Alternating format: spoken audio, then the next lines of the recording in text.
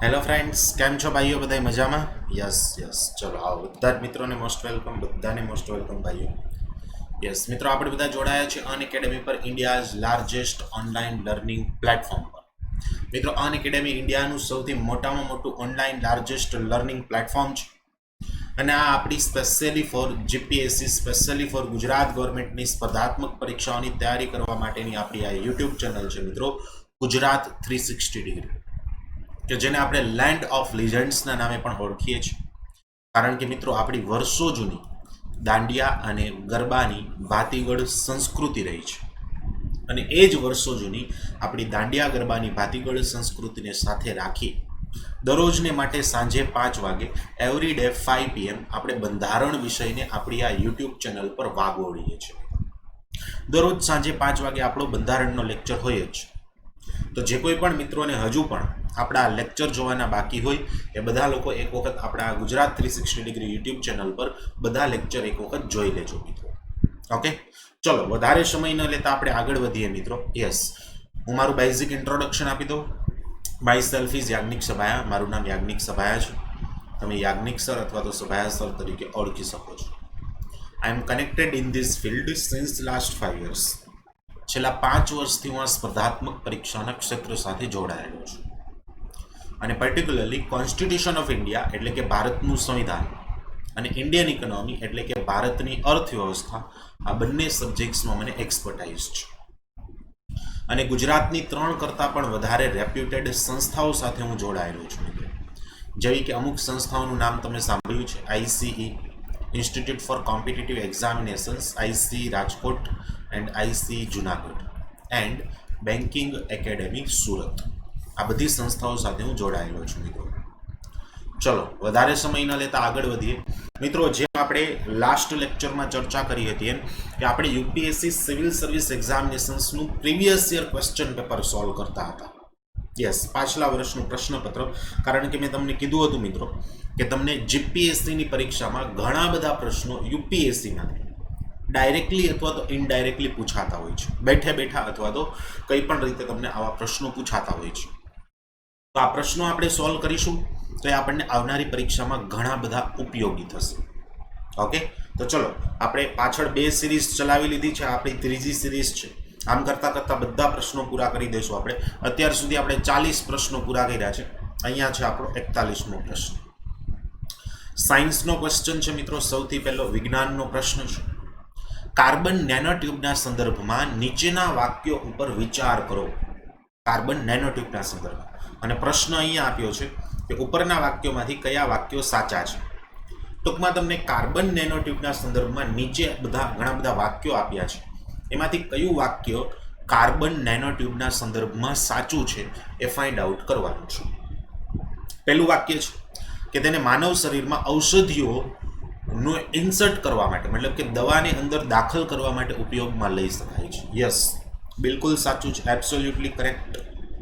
મિત્રો, carbon નેનોટ્યુબે medical ક્ષેત્રમાં એક આખી ક્રાંતિ સર્જી દીધી છે. જે એકદમ નેનો કણ હોય, એકદમ જે નાનામાં નાની દવાઓ છે, એને પણ શરીરના છેક છેવાડાના ભાગ સુધી પહોંચાડવામાં મદદરૂપ થઈ છે કાર્બન નેનોટ્યુબ.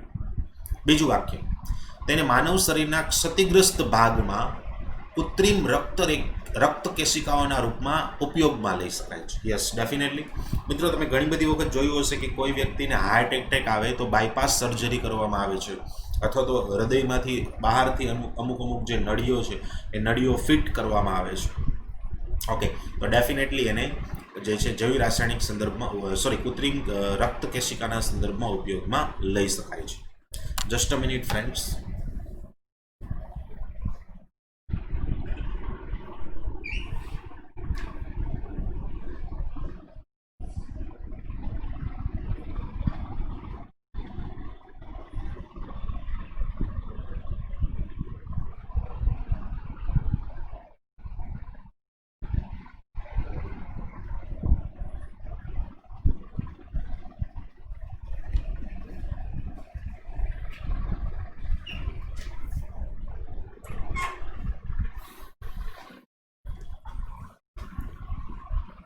યસ ફ્રેન્ડ્સ, હા, તો ડેફિનેટલી એને કૃત્રિમ રક્ત કેશિકાના સંદર્ભમાં ઉપયોગમાં લઈ શકાય છે.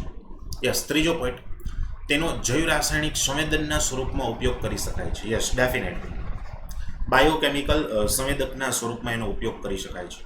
અને કાર્બન નેનો ટ્યુબ બાયોડિગ્રેડેબલ હોય છે. બિલકુલ સાચું છે. બાયોડિગ્રેડેબલ એટલે કે જેને આપણે જમીનમાં દાટી દઈએ તો એ જમીન સાથે મળી જાય, એને બાયોડિગ્રેડેબલ કહેવાય છે. ઇઝીલી ડિગ્રેડેબલ છે. એનું જે છે પેલું જમીન સાથે, મતલબ કે કાર્બનિક કણો સાથે એનું સંયોજન બની જાય છે, એને કહેવાય છે બાયોડિગ્રેડેબલ. ઓકે, તો ટૂંકમાં option D is the correct answer. અહીંયા આપેલા 4 વાક્યો સાચા છે. 4 વાક્યો સાચા છે. ચલો ક્વેશ્ચન નંબર 43 જોઈ લઈએ મિત્રો. Question number 43. આ પ્રયોગ 3 એવા અંતરિક્ષ યાનોને કામમાં લાવશે કે જે એક સમબાહુ ત્રિભુજ આકૃતિ હશે અને એ ત્રિભુજ આકૃતિમાં પોતાની ઉડાન કરશે, જેમાં દરેક એક પાંખ મિલિયન કિલોમીટરો લાંબી હશે અને જે યાન હોય છે એ યાનોના વચ્ચે જઈને એ જે છે એ ચમકતી હશે. આ જે વાક્ય આપ્યું છે, આ વાક્ય કયા મિશનના સંદર્ભમાં છે?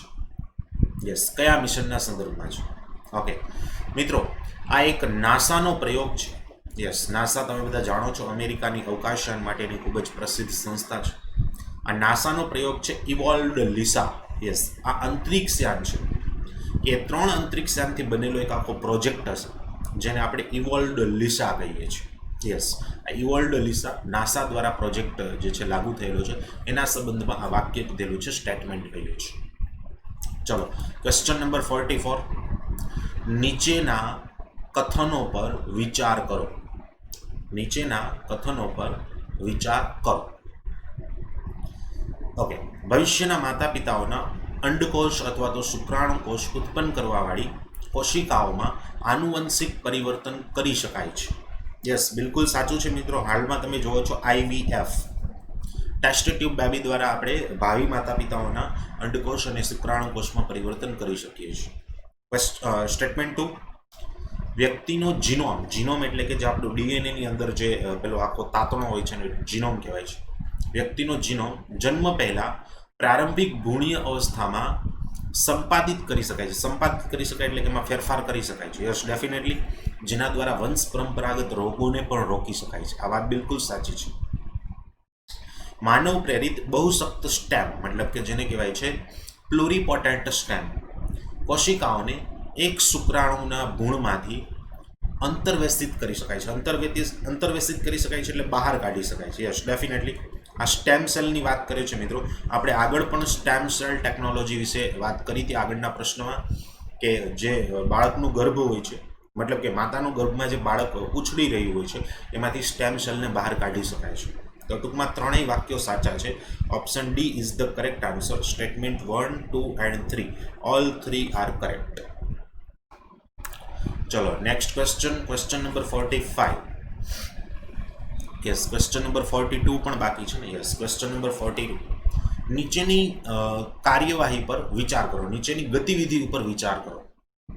યસ, ખેતરમાં પાક ઉપર જે છે કીડનાશી દવાઓનો છંટકાવ કરવો. વાક્ય બીજું, સક્રિય જ્વાળામુખીઓના જે નિરીક્ષણ છે, જે સેમ્પલ લેવા. ત્રીજું, DNA-નું વિશ્લેષણ કરી અને ઉત્પ્રેક્ષણ કરતી વખતે શ્વાસના નમૂનાઓ એકત્રિત કરવા. યસ, હવે નીચે તમને પ્રશ્ન આપ્યો છે, ટેકનોલોજીના વર્તમાન સ્તર પર ઉપરોક્ત ગતિવિધિમાંથી કઈ ગતિવિધિઓ ડ્રોનની મદદથી સફળતાપૂર્વક કરી શકાય છે? મિત્રો, ડ્રોન તમે બધાએ જોયું છે જે હવામાં ઉડતું હોય છે. મિત્રો, આ 3 ગતિવિધિ ડ્રોનની મદદથી કરી શકાય છે. ओके, અહીંયા જો DNA विश्लेषण के लिए उत्प्रेक्षण करती हुई हेलो के श्वास के नमूने एकत्रित करना. मित्रों, आ एक एनिमल है हेलो. यस, तो ड्रोननी मददથી આ પ્રાણીના DNA સેમ્પલ પણ લઈ શકાય છે. વહેલ માછલી જેવી છે. ઓકે, તો આ ત્રણેય વસ્તુ થઈ શકે. ખેતમાં પાક ઉપર કીટનાશી દવાનો છંટકાવ, જ્વાળામુખી જે સક્રિયો છે એના સેમ્પલ લેવા અને વહેલ માછલીના DNA ના સેમ્પલ લેવા. આ ત્રણેય વસ્તુ ડ્રોનની મદદથી થઈ શકે છે. So option D is the correct answer. Statement 1, 2 and 3. All 3 statements are correct. चलो क्वेश्चन नंबर 45. भारत में न्यूमोकोकल संयुग्मी वैक्सीन ના ઉપયોગનું મહત્વ શું છે? મિત્રો, તાજેતરમાં કોરોનાનો સમય ચાલે છે. એક પ્રશ્ન યુપીએસસીએ વેક્સિનના સંદર્ભમાં પૂછ્યો છે. તો ન્યુમોકોકલ વેક્સિન એનું મહત્વ શું છે? આ વેક્સિન ન્યુમોનિયા અને સાથે સાથે તાનિકાસોથ અને સેપ્સિસના વિરોધી પ્રભાવી છે. આ ત્રણેય રોગ છે, ન્યુમોનિયા, તાનિકાસોથ અને સેપ્સિસ, આ ત્રણેયના વિરુદ્ધમાં આ વેક્સિનનો ઉપયોગ થઈ શકે છે. ન્યુમોકોકલ વેક્સિન સાચું છે. આ પ્રતિજીવિકાઓ પર નિર્ભરતા ઓછી કરી શકે છે અને ઔષધ પ્રતિરોધી જીવાણુઓના વિરુદ્ધ પ્રભાવી નથી. યસ, બિલકુલ સાચું છે. ઓકે, મતલબ જે પ્રતિજૈવિકો છે, જે આપણે કહીએ એન્ટીડોટ ઉપરની નિર્ભરતા ઘટાડી શકે છે ન્યુમોકોકલ વેક્સિન. ઓકે, અને ઔષધ પ્રતિરોધી જીવાણુના વિરુદ્ધ આ પ્રભાવી નથી થતી. મતલબ કે જે કંઈ પણ દવા આપવામાં આવે છે બહારથી વ્યક્તિને, એ દવાને કોઈ અસર નહીં કરે. ઓકે, પણ જે રોગ માટેના જીવાણુ છે એની વિરુદ્ધ ડેફિનેટલી એ અવરોધ તરીકે કામ કરશે, એવું કહે છે. આ વેક્સિનનો કોઈ સાઇડ ઇફેક્ટ નથી અને વેક્સિનની કોઈ એલર્જીક રિએક્શન પણ નથી. મતલબ કે આ વેક્સિન કોઈ સાઇડ ઇફેક્ટ પણ નથી આપતું ને એની કોઈ એલર્જીક રિએક્શન પણ નથી. આ ખોટું છે. વ્યક્તિની તાસીર પ્રમાણે એલર્જીક રિએક્શન આવી શકે છે. કોઈ પણ દવામાં એલર્જીક રિએક્શન આવી જ શકે મિત્રો. તો વાક્ય 3 ખોટું છે. વાક્ય 1 અને 2 સાચું છે. So option B is the correct answer. માત્ર વિધાન 1 અને વિધાન 2 સાચું છે. ઓપ્શન બી એ આપણા પ્રશ્નનો સાચો જવાબ થશે. ચલો નેક્સ્ટ ક્વેશ્ચન નંબર 46. ભારતમાં પબ્લિક ઇન્ફ્રાસ્ટ્રક્ચર શબ્દ કઈ બાબત માટે ઉપયોગમાં લેવાય છે? મિત્રો, તમે ઘણી બધી વખત ન્યૂઝમાં જોતા હશો પબ્લિક ઇન્ફ્રાસ્ટ્રક્ચર એવો શબ્દ આવે છે. આ પબ્લિક ઇન્ફ્રાસ્ટ્રક્ચર શબ્દ એ ડિજિટલ સુરક્ષાની આધારભૂત સંરચના માટે ઉપયોગમાં લેવાય છે, જેને અંગ્રેજીમાં આવું કહી શકાય, digital basic security structure. Digital basic security structure. મિત્રો, હાલમાં સાયબર ક્રાઇમ ખૂબ જ વધી રહ્યો છે. તો સાયબર ક્રાઇમની વિરુદ્ધમાં આપણે ડિજિટલ બેઝિક સિક્યુરિટી સ્ટ્રક્ચર ઊભું કરીએ છીએ હાલમાં, જેને પબ્લિક કી ઇન્ફ્રાસ્ટ્રક્ચરના નામે ઓળખવામાં આવે છે અને ઘણી બધી વખત આ શબ્દ ન્યૂઝમાં પણ હોય છે. ક્વેશ્ચન નંબર 48, 48મો પ્રશ્ન. નીચેનામાંથી કયું કારણ બેન્ઝીન પ્રદૂષણને ઉત્પન્ન કરે છે? મિત્રો, બેન્ઝીન તમે બધા ભણી ગયા છો, ધોરણ 10માં પણ ભણી ગયા છો બેન્ઝીન. યસ, આ રીતે બેન્ઝીનનો કંઈક આકાર હોય છે. ઓકે, યસ, બેન્ઝીનનો આકાર કંઈક આ રીતે હોય છે. તમે બેન્ઝીન ભણી ગયા છો, ષટકોણ હોય છે. તો નીચેનામાંથી બેન્ઝીનનું પ્રદૂષણ ઉત્પન્ન કરવાવાળા કારક કયા છે, કારણ કયા છે? ઓટોમોબાઈલ. યસ, ડેફિનેટલી મિત્રો, ઓટોમોબાઈલમાં ડીઝલ અને પેટ્રોલનું દહન થાય એટલે બેન્ઝીન ઉત્પન્ન થાય. તમાકુનો ધુમાડો, ડેફિનેટલી સિગરેટ કે બીડી સ્મોક કરીએ તો એમાંથી પણ બેન્ઝીન ઉત્પન્ન થાય. લાકડાને સળગાવવા, લાકડામાંથી પણ બેન્ઝીન ઉત્પન્ન થાય. આ બધા જે છે કાર્બનના કમ્પોનન્ટ છે, જેમાંથી ડેફિનેટલી બેન્ઝીન ઉત્પન્ન થશે. ઓકે, રોગન કે लिए लकड़ी के फर्नीचर का उपयोग, मतलब કે જે આપણું લાકડાનું ફર્નિચર હોય છે એમાંથી પણ બેન્ઝીન ઉત્પન્ન થાય છે ડેફિનેટલી. પોલીયુરેથિનથી જે કંઈ પણ ઉત્પાદન નિર્મિત છે, જેમ કે આપણે પ્લાસ્ટિકના જબલા જે વાપરીએ છીએ, પ્લાસ્ટિકની ઘણી બધી વસ્તુઓ વાપરીએ છીએ, એ પણ બેન્ઝીન પ્રદૂષણને પ્રોડ્યુસ કરે છે. રબરના ટાયર, આ બધું બેન્ઝીન પ્રદૂષણને પ્રોડ્યુસ કરે. તો 1, 2, 3, 4 અને 5, પાંચે 5 વસ્તુઓ બેન્ઝીનના જે છે પોલ્યુશન પ્રદૂષણને ક્રિએટ કરે છે. ચલો નેક્સ્ટ ક્વેશ્ચન નંબર 47. નીચેના વાક્યોમાંથી કયું વાક્ય પાદપ એટલે કે વૃક્ષ, ઓકે, વૃક્ષની પ્રજાતિ, પાદપ અને પ્રાણીની કોશિકાઓ વચ્ચેનું સામાન્ય અંતર છે. મિત્રો, તમે ધોરણ 10માં પ્રાણી કોષ અને વનસ્પતિ કોષ ભણી ગયા છો. આ એનો પ્રશ્ન છે, એકદમ બેઝિક સાયન્સનો પ્રશ્ન છે. એકદમ બેઝિક પ્રશ્ન છે મિત્રો સાયન્સનો. યસ, નીચેના કથનોમાંથી કયું કથન પ્રાણી કોષ અને વનસ્પતિ કોષ વચ્ચેનું એક સામાન્ય લાક્ષણિકતા છે? બેયની વચ્ચેની સામાન્ય લાક્ષણિકતા કઈ છે? પ્રાણી કોષમાં સેલ્યુલોઝ કોશિકા, યસ, પ્રાણી કોષમાં, just a minute,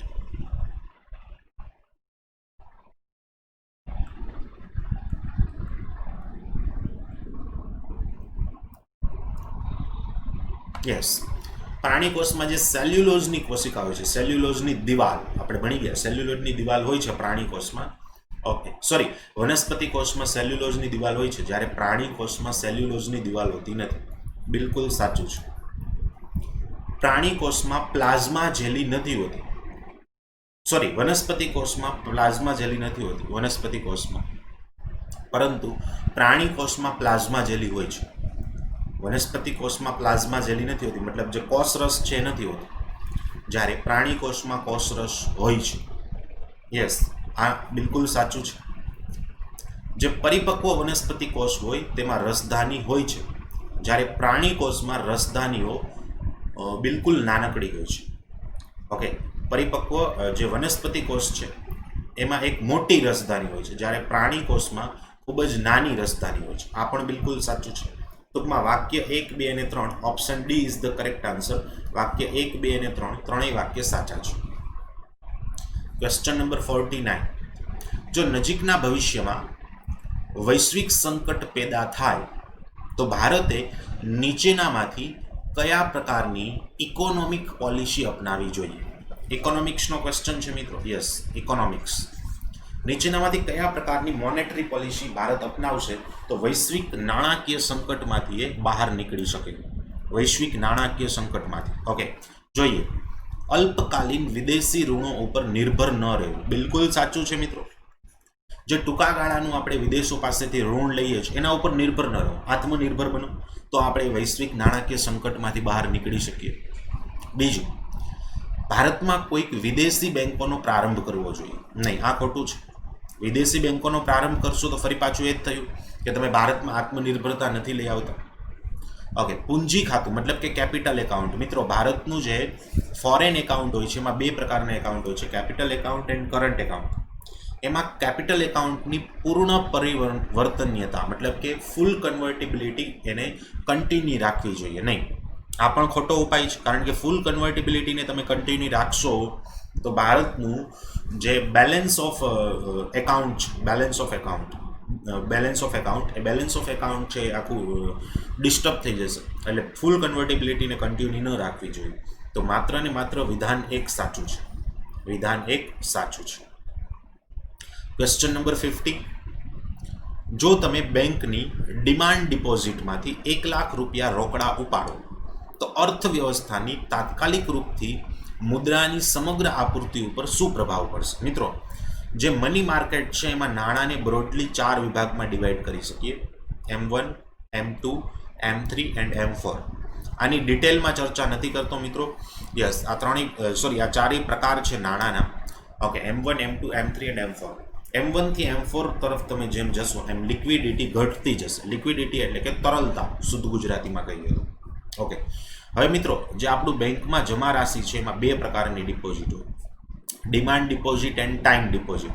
time deposit એટલે કે જે કંઈ પણ આપણે નાણાં ફિક્સમાં મૂક્યા છે, અમુક ફિક્સ ટાઈમ પિરિયડ બાદ એની મેચ્યુરિટી થતી હોય એને ટાઈમ ડિપોઝિટ કહેવાય.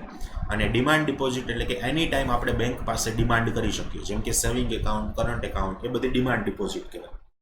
તો એવું કહે છે કે જો બેંકમાંથી તમે 1 લાખ રૂપિયા તમારા ડિમાન્ડ ડિપોઝિટના ખાતામાંથી ઉપાડો છો તો મુદ્રા એટલે કે નાણું, જે અર્થવ્યવસ્થામાં નાણું છે એના ઉપર શું પ્રભાવ પડશે? કંઈ જ પ્રભાવ નહીં પડે મિત્રો, કારણ કે આ એક પ્રકારની ડિમાન્ડ ડિપોઝિટ હતી ને, ઓલરેડી લિક્વિડ ફોર્મમાં હતું. જો ટાઈમ ડિપોઝિટ હતી તો ફેર પડશે, પણ આ લિક્વિડ ડિપોઝિટ તમે ગમે ત્યારે ઉપાડી શકો. બેંકમાંથી લાખ રૂપિયા ઉપાડ્યા તમે તો મુદ્રાની જે મની સપ્લાય છે, યસ, અર્થવ્યવસ્થાની જે મની સપ્લાય છે એમાં કંઈ ફરક નથી પડતો, કારણ કે પહેલાં એ બેંક પાસે હતા ને હવે તમારી પાસે આવી ગયા. નાણું તો ત્યાં ને ત્યાં જ રહ્યું છે અર્થવ્યવસ્થા.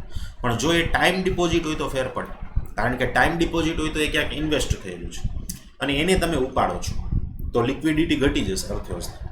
ઓકે, પણ અહીંયા તો liquidity already same to same જ રહે છે, એમાં કંઈ ફરક પડતો નથી. આ પહેલાં જેવી વસ્તુ છે મિત્રો. તમે ફ્રીજમાંથી બરફ કાઢ્યો, બરફ જામેલો છે, એને પાણી થતાં વાર લાગે. બરફ બહાર કાઢો તો પાણીની માત્રામાં ફેર પડે નહીં, પણ તમે ઠંડુ પાણી બહાર કાઢો ફ્રીજમાંથી તો પાણીની માત્રામાં ફેર પડશે, પાણી વધી જશે. ઓકે, આ લિક્વિડિટી સમજાવવા માટે મેં તમને એક બેસ્ટ એક્ઝામ્પલ આપ્યું. ઓકે, ચલો ક્વેશ્ચન નંબર 51, 51મો પ્રશ્ન. ભારતમાં પ્રત્યક્ષ વિદેશી રોકાણ મતલબ કે FDI, ફોરેન ડાયરેક્ટ ઇન્વેસ્ટમેન્ટના સંદર્ભમાં નીચેનામાંથી કઈ વિશેષતાને પ્રમુખ વિશેષતા માનવામાં આવે છે? FDIના સંદર્ભમાં નીચેનામાંથી કઈ વિશેષતા છે કે જે મુખ્ય વિશેષતા છે? ચલો જોઈએ. FDI એ મૂળતઃ લિસ્ટેડ કંપનીમાં કેપિટલ ઇન્વેસ્ટમેન્ટ કરે છે. નહીં, આ ખોટું છે, આને FII કહેવાય મિત્રો. લિસ્ટેડ કંપનીમાં ફોરેન કંપની દ્વારા કોઈ કેપિટલ ઇન્વેસ્ટમેન્ટ કરવામાં આવે તો એને ફોરેન ઇન્સ્ટિટ્યુશનલ ઇન્વેસ્ટમેન્ટ FII કહેવાય. આ મુખ્યતઃ ઋણ સર્જિત ન કરવાવાળો પૂંજી પ્રવાહ છે. આ સાચું છે, કારણ કે મિત્રો FDI એટલે કોઈ પણ વિદેશી કંપની ભારતમાં પોતાની ખુદની કંપની સ્થાપે છે, જ્યારે FII એટલે કોઈ વિદેશી રોકાણકાર ભારતમાં જે કંપની ઓલરેડી છે એમાં રોકાણ કરે છે. આ બે વચ્ચેનો ફરક છે. તો FDI ભારતમાં એવી કંપની સ્થાપે છે કે જેનાથી કોઈ ઋણ નથી વધતું, કારણ કે અહીંયા એ કોઈ કંપનીને પૈસા નથી આપતું, એ પોતે ખુદ કંપની નાખે છે. તો option B is the correct answer. આપણા પ્રશ્નનો સાચો જવાબ થશે ઓપ્શન બી. ચલો ક્વેશ્ચન નંબર 52, 52મો પ્રશ્ન. યસ, અહીંયા આખો નથી આપ્યો, આગળ આવશે. ક્વેશ્ચન નંબર 54, ભારતીય અર્થવ્યવસ્થાના સંદર્ભમાં નીચેનામાંથી કયું એક ગેરવિત્તીય ઋણમાં સામેલ થાય છે? ગેરવિત્તીય ઋણ એટલે કે નોન ફાઇનાન્શિયલ ડેપ્ટ. નોન ફાઇનાન્શિયલ ડેપ્ટ કયું એક નોન ફાઇનાન્શિયલ ડેપ્ટમાં સમાવિષ્ટ થશે નીચેનામાંથી? પહેલું છે પરિવારનું બકાયા ગૃહ ઋણ. ગૃહ ઋણ એટલે કે હોમ લોન. જે હોમ લોન બાકી છે એને નોન ફાઇનાન્શિયલ ડેપ્ટ કહી શકાય, બિલકુલ.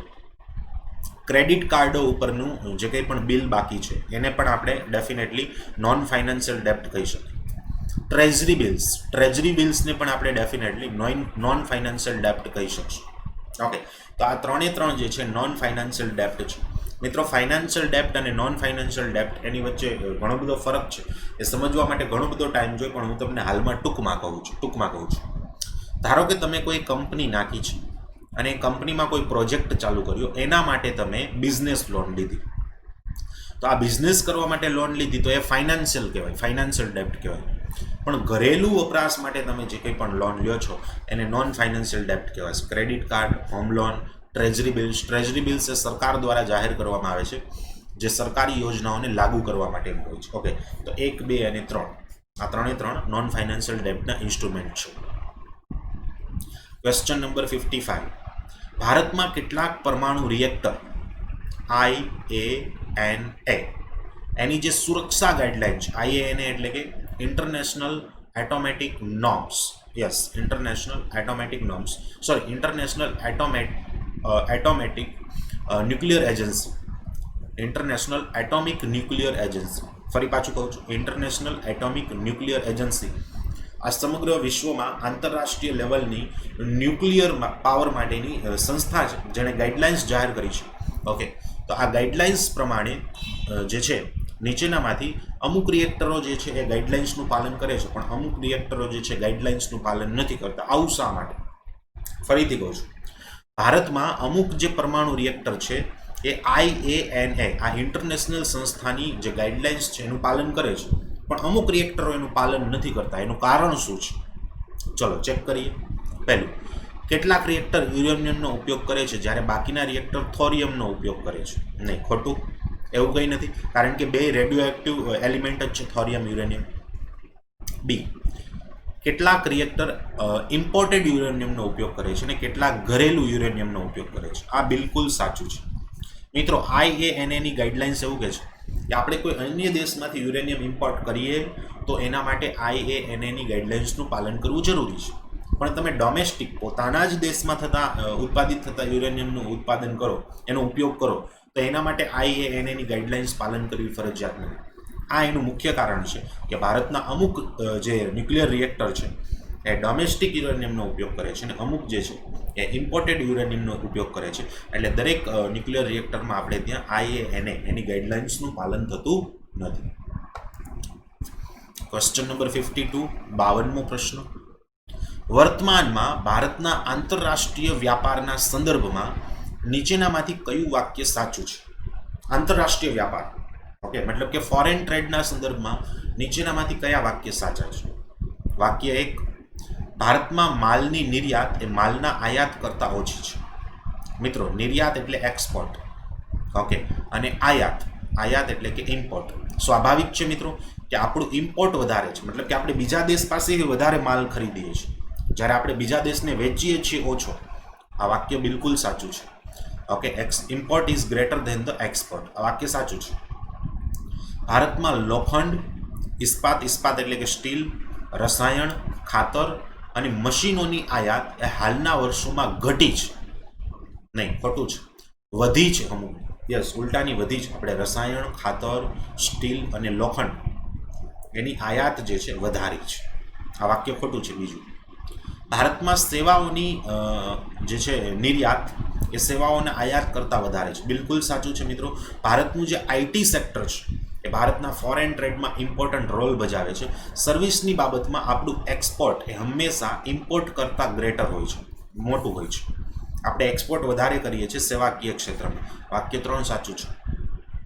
ભારતમાં કુલ મળીને વ્યાપારિક અથવા તો ચાલુ ખાતામાં નુકસાન જઈ રહ્યું છે. યસ, બિલકુલ મિત્રો. આપણું કરંટ એકાઉન્ટ ડેફિસિટ હંમેશા વધારે છે. હમણાં મેં તમને આગળ કીધું ને કે ફોરેન ટ્રેડના 2 એકાઉન્ટ હોય, એક કરંટ એકાઉન્ટ અને એક કેપિટલ એકાઉન્ટ. એમાં હંમેશાને માટે આપણું કરંટ એકાઉન્ટ ડેફિસિટમાં જ હોય, મતલબ નુકસાનમાં જ હોય છે. તો વાક્ય 1, 3 અને 4 આ ચારેય વાક્ય સાચા છે. 1, 3 અને 4 ચારેય વાક્ય સાચા છે. સોરી, 3 વાક્ય સાચા છે, બીજું વાક્ય ખોટું છે. ચલો નેક્સ્ટ ક્વેશ્ચન, ક્વેશ્ચન નંબર 53. ઘણી વખત આપણે સમાચાર પત્રોમાં વેસ્ટ ટેક્સાસ ઇન્ટરમીડિયેટ નામનો શબ્દ સાંભળીએ છીએ. આ નીચેનામાંથી કયા ક્ષેત્રના સંદર્ભમાં સંબંધિત છે? મિત્રો, જો કોઈ વ્યક્તિને શેર માર્કેટની જાણકારી હશે, શેર માર્કેટનો અનુભવ હશે, તો એને ખબર હશે કે શેર માર્કેટમાં WTI ક્રૂડ નામનો એક કમ્પોનન્ટ આવે છે.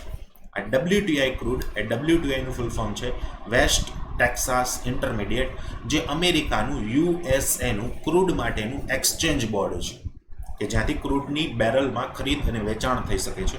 તો આ કાચા તેલના સંદર્ભમાં છે, એટલે કે ક્રૂડ ઓઇલના સંદર્ભમાં શબ્દ ઉપયોગમાં લેવાય છે. ક્વેશ્ચન નંબર 56, 56મો પ્રશ્ન. વ્યાપાર સંબંધિત રોકાણના ઉપાય કે જેને આપણે એક શબ્દમાં કહીએ છીએ TRIMs, trade related international norms. Yes, trade related international measures, sorry, yes, trade related international મેજર્સના સંદર્ભમાં નીચેનામાંથી કયા વાક્ય સાચા છે? ચલો વાક્ય જોઈએ. વિદેશી રોકાણકારો દ્વારા કરવામાં આવેલ આયાત પર પરિણામાત્મક નિર્બંધન હોય છે. પરિણામાત્મક એટલે મિત્રો, yes, quantitative restrictions. Quantitative restrictions એને ગુજરાતીમાં કહેવાય પરિમાણાત્મક નિર્બંધન. મતલબ કે જે વિદેશી રોકાણકારો દ્વારા ભારતમાં જે આયાત કરવામાં આવે છે એના ઉપર ક્વોન્ટિટેટિવ રિસ્ટ્રિક્શન્સ છે કે આટલી જ ક્વોન્ટિટી તમે ઇમ્પોર્ટ કરી શકો. આ બિલકુલ સાચું છે. હા, નિષેધ હોય છે, નિષેધ હોય છે, મતલબ કે લગાવી ન શકાય. આવા જે રિસ્ટ્રિક્શન્સ છે લગાવી ન શકાય. આ સાચું છે, કારણ કે વર્લ્ડ ટ્રેડ ઓર્ગેનાઇઝેશન WTOએ આ નોર્મ્સ જાહેર કર્યા છે અને ઇન્ટરનેશનલ વ્યાપારને જે છે પ્રોત્સાહિત કરવા માટે કોઈ પણ દેશ માટે આ એણે માપદંડ કર્યો છે કે કોઈ પણ દેશ પોતાના દેશમાં વિદેશી વ્યાપારી દ્વારા આયાત ઉપર કોઈ પ્રતિબંધ લગાવી શકશે નહીં. તે વસ્તુ અને સેવા બંનેના સંદર્ભમાં વ્યાપારને સંબંધિત રોકાણના ઉપાય પર લાગુ થાય છે. નહીં, આ ખોટું છે.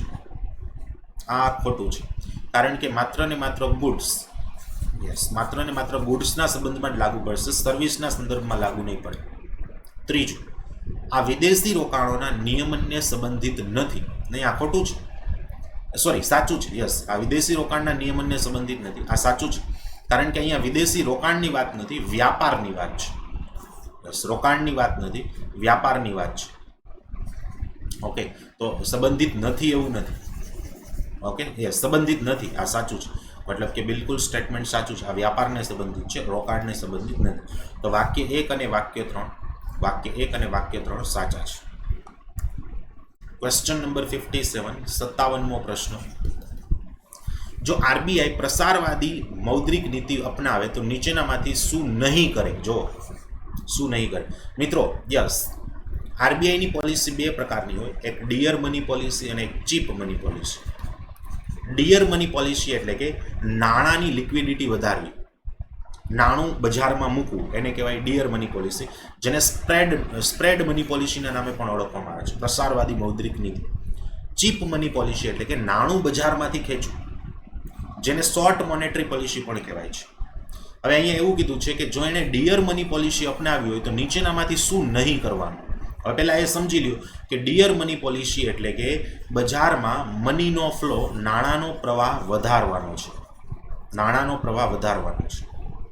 ચલો, વૈધાનિક તરલતા અનુપાત, જેને SLR કહેવાય છે, સ્ટેચ્યુટરી લિક્વિડિટી રેશિયો, એને ઘટાડવો પડશે, એને ઘટાડવો પડશે. જો સ્ટેચ્યુટરી લિક્વિડિટી રેશિયો તમે ઘટાડો તો નાણાંનો પ્રવાહ વધે.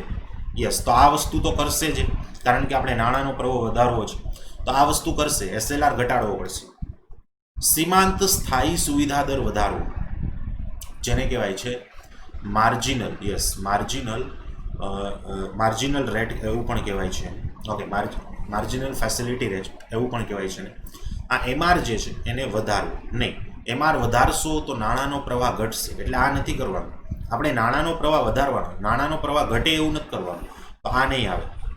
ઓકે, બેંક દર ઘટાડવો અને રેપો દર પણ ઘટાડવો. યસ, બિલકુલ સાચું છે. બેંક દર અને રેપો રેટ તમે ઘટાડશો તો નાણાંનો પ્રવાહ વધશે. ટૂંકમાં 1 અને 3 કરવાનું છે, અને આપણને પૂછ્યું છે એવું શું નથી કરવાનું, તો 2 વાળું નથી કરવાનું, તો only 2. Option B is the correct answer. Question 59. નીચેના વાક્યો પર વિચાર કરો. કૃષિના ક્ષેત્રમાં અલ્પકાલીન ઋણ આપવામાં જિલ્લા કેન્દ્રીય સહકારી બેંકો અનુસૂચિત વાણિજ્યક બેંકો અને ક્ષેત્રીય ગ્રામીણ બેંકોની તુલનામાં અધિક ઋણ આપે છે. એવું કહે છે કે સહકારી બેંકોએ વાણિજ્યક બેંકો અને ક્ષેત્રીય ગ્રામીણ બેંકોની તુલનામાં જિલ્લા કેન્દ્રીય સહકારી બેંકોએ કૃષિના ક્ષેત્રમાં વધારે ઋણ આપેલું છે. નહીં, આ ખોટું છે. સૌથી વધારે ઋણ અનુસૂચિત વાણિજ્યક બેંક અને ક્ષેત્રીય ગ્રામીણ બેંક આપે છે, જિલ્લા સહકારી બેંક નથી આપતી. બીજું, જિલ્લા સહકારી બેંકોનું સૌથી મુખ્ય કાર્ય જે મંડળીઓ છે, ગામડાની મંડળીઓ, જેને હિન્દીમાં કહેવાય પ્રાથમિક કૃષિ શાખ સમિતિ, શુદ્ધ ગુજરાતીમાં ગામડાની મંડળીઓ, એને ઋણ ઉપલબ્ધ કરાવવાનું કામ છે સહકારી મંડળીઓ. યસ, બિલકુલ સાચું છે. ઓકે, તો અહીંયા માત્ર ને માત્ર વાક્ય 2 સાચું છે. Option B is the correct answer. Option B આપણા પ્રશ્નનો સાચો જવાબ થશે. પહેલું વાક્ય ખોટું છે.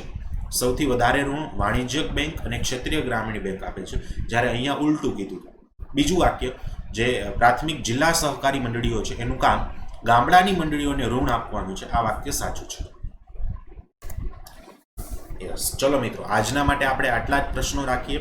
હજુ પણ આપણા 41 જેવા પ્રશ્નો બાકી છે. 40 ક્વેશ્ચન યુપીએસસી સિવિલ સર્વિસના હજુ 40 જેવા પ્રશ્નો સોલ્વ કરવાના બાકી છે.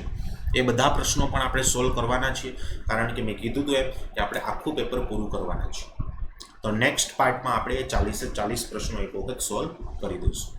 હવે ચલો, જે મિત્રો પહેલીવાર આપણા લેક્ચરમાં આવ્યા છે એ લોકોને જણાવી દઈએ. મિત્રો, આપણી આ ગુજરાત 360 ડિગ્રી યુટ્યુબ ચેનલ પર આપણું શિડ્યુલ આ રીતે હોય છે.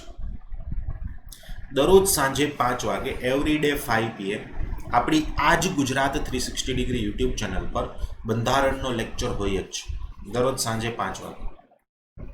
અનએકેડમીની એન્ડ્રોઈડ એપ્લિકેશન પર દરરોજ રાત્રે 8:45 વાગે આપણો એક લેક્ચર હોય છે, special class, free special class. Okay, ચલો હવે જે લોકોને સબસ્ક્રિપ્શન લેવાનું છે એ લોકોને જણાવી દઈ. મિત્રો, અનએકેડમીનું સબસ્ક્રિપ્શન લેતી વખતે મેં તમને અહીંયા મારો સ્પેશિયલ ડિસ્કાઉન્ટ કોડ આપ્યો છે, YAGNIK1, યાજ્ઞિક1. આ કોડ એન્ટર કરજો, જેથી તમને સીધું જ 10% ડિસ્કાઉન્ટ મળી જશે મિત્રો, અને તમને જે છે રાહત મળી જશે પહેલાંમાં સબસ્ક્રિપ્શન પ્રાઇસમાં. તો ખાસ વહેલી તકે સબસ્ક્રિપ્શન લઈ લેજો અને યાજ્ઞિક1 કોડ એન્ટર કરવાનું ભૂલતા નહીં.